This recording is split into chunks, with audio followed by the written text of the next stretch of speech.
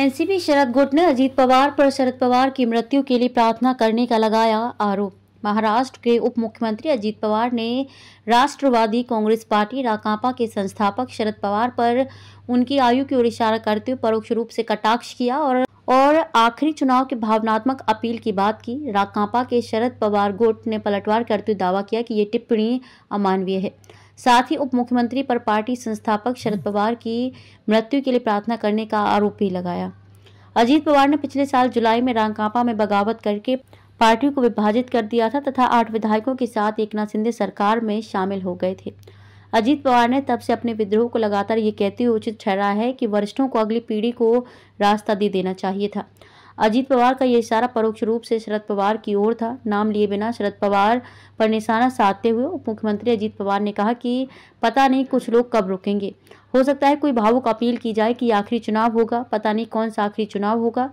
वह पुणे जिले के बारामती में एक सभा को संबोधित कर रहे थे।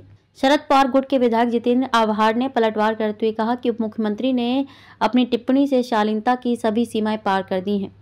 आव्हाड ने कहा कि अजीत पवार को अपनी अमानवीय टिप्पणियों के बारे में अवश्य सोचना चाहिए, जिसमें उन्होंने कथित तौर पर शरद पवार की मृत्यु के लिए प्रार्थना की है। महाराष्ट्र को अब पता चल गया है कि अजीत पवार किस तरह के आदमी हैं। आव्हाड ने कहा कि महाराष्ट्र में शरद पवार का योगदान हमेशा बरकरार रहेगा। शरद पवार 1960 के दशक के उत्तरार्ध से विधानसभा और लोकसभा चुनावों में अपराजित रहे हैं और वर्तमान में राज्यसभा सदस्य हैं।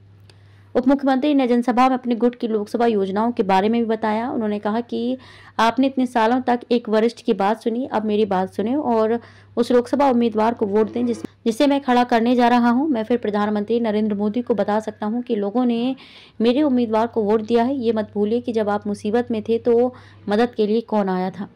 उन्होंने कहा कि आगामी लोकसभा चुनाव में मुझे अपना उम्मीदवार माने। यदि आप मेरी पार्टी के किसी व्यक्ति को वोट देते हैं तो मैं बारामती में परियोजना के लिए व्यापक पैमाने पर धन के लिए प्रधानमंत्री नरेंद्र मोदी और केंद्रीय गृह मंत्री अमित शाह से बात करूंगा।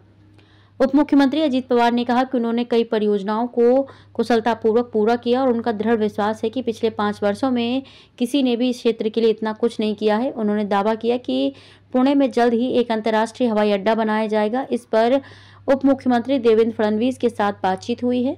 बारामती के लोगों ने वित्त मंत्री बनाया है। बारामती में कई परियोजनाएं आएंगी। उन्होंने कहा कि ये बारामती के लोगों को तय करना है कि वे किसे वोट देना चाहते हैं। लोकसभा में बारामती का प्रतिनिधित्व शरद पवार की बेटी सुप्रिया सुले करती हैं, जिन्होंने 2009, 2014 और 2019 के चुनाव में जीत हासिल की थी। शरद पवार ने 1996 से लगातार 4 बार और 1991 में 1 बार इसका प्रतिनिधित्व किया। जब अजीत पवार ने नरसिंह राव कैबिनेट में शरद पवार के रक्षा मंत्री बनने के बाद ये सीट खाली की थी।